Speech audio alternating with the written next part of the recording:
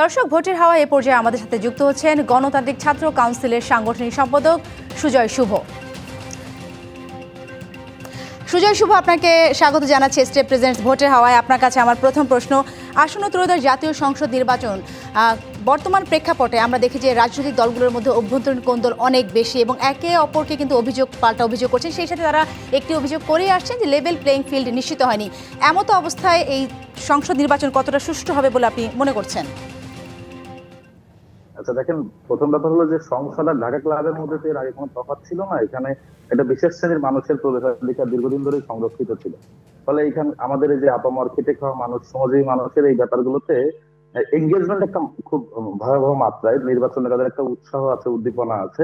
কিন্তু এখানকার আসলে নির্বাচন পরবর্তী সরকার তাদের যে পলিসি, এটা আসলে কতখানি তার উপকারে আসবে, তার কথা বলবে, এগুলো নিয়ে জনমনে আসলে এর আগে আমরা এই মাত্রার প্রশ্ন উঠতে দেখিনি। মানুষের এই মাত্রার যে চিন্তা তৈরি হয়েছে যে প্রতিনিধি তাদের কথা বলবে কিনা, এটা একটা পজিটিভ ব্যাপার। কিন্তু সবচেয়ে আশঙ্কার ব্যাপার হলো অভ্যুত্থান পরবর্তী যে সময় আমরা পার করেছি, এতে আমরা কিন্তু একদম সীমাহীন নিপীড়ন দেখেছি এবং আইন শৃঙ্খলা এবং জননিরাপত্তা খাতে এত বেশি আমরা ভঙ্গুর পরিবেশ বাংলাদেশে আমরা মানে দেখেছি। আমাদের যে অভিজ্ঞতা হয়েছে তাতে আমার মনে হয় যে নাগরিকদের একটা বড় অংশ ভোট কেন্দ্রে যাওয়ার ব্যাপারে আসলে এই নিরাপত্তাহীনতায় ভুগছে এবং এটা আসলে ভোটারদের ভোট কেন্দ্রে নিয়ে যাওয়ার জন্য যে আয়োজনটা করা দরকার ছিল, নির্বাচন কমিশন সহ বর্তমান গভর্নমেন্টের তার যে জনগণকে কনফিডেন্ট করে তোলা দরকার ছিল, সেই কাজটা আমার মনে হয় যে খুব ভালোভাবে হয়নি। ফলে নাগরিকদের মধ্যে নিরাপত্তাহীনতা এমন একটা মাত্রাতিরিক্ত মাত্রায় আছে।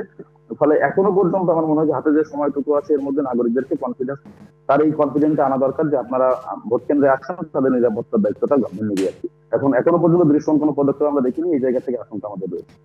আপনার কাছে আমি আরেকটি বিষয় জানতে চাইবো, আপনারা তো আসলে মাঠ পর্যায়ে কাজ করেন, আপনারা মানে সাধারণ মানুষের অনেক কাজ পর্যন্ত আপনারা যান। আপনারা কি মনে হচ্ছে এখন যারা ভোট দেবেন তারা তাদের ভোটাধিকার সম্পর্কে কতটুকু জানে, বা তারা এই যে গণভোট জাতীয় সংসদের পাশাপাশি নির্বাচনের পাশাপাশি গণভোটে যুক্ত হচ্ছে, গণভোট নিয়ে তারা কতটুকু সচেতন?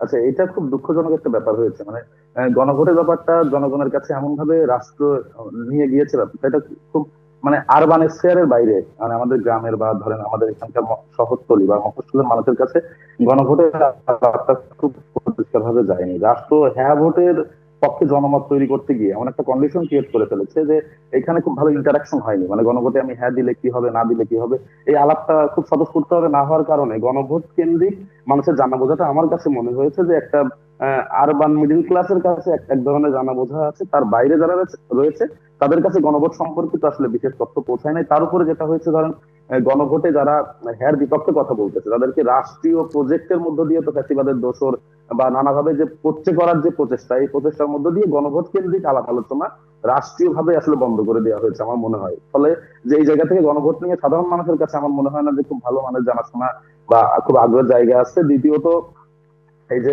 পিছনে আমাদের এখানকার গণভোটকে সেন্টার করে পাবলিকের কাছে আসলে কি কি সংস্কার হবে, এই আলাপটা আমার মনে হয় যে রাষ্ট্র আরো একটু পরিচ্ছন্ন হবে আমাদের মানে মিডল ক্লাসের বাইরে, আরবান মিডল ক্লাসের বাইরে আলাপটা নিয়ে যেতে পারতো। সেই কাজটা মোটেই হয়নি।